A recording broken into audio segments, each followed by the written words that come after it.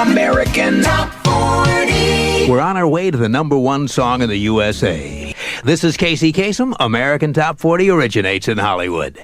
Now, let's find out whatever happened to the band who gave the world the term heavy metal.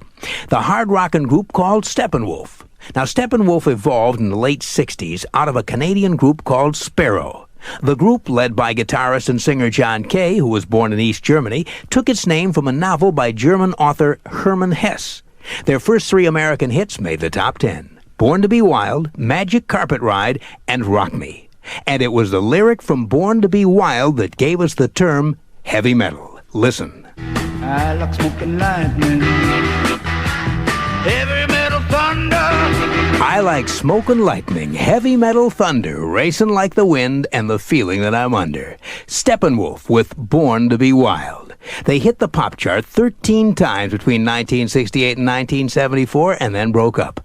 Leader John Kay went off to a mildly successful solo career. But in the late 70s, new acts were popping up using the name Steppenwolf.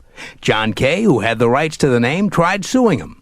But he said, quote, "Despite lawyers and lawsuits, those bogus bands were still out there. Finally, I said, enough is enough." So John Kay reformed his old band and started touring as John Kay and Steppenwolf. And by 1980, they had put the imposters out of business by convincing promoters that this Steppenwolf was the real thing. In 1981, he released a new album called Wolf Tracks, and later in Canada, released another Steppenwolf album called Paradox.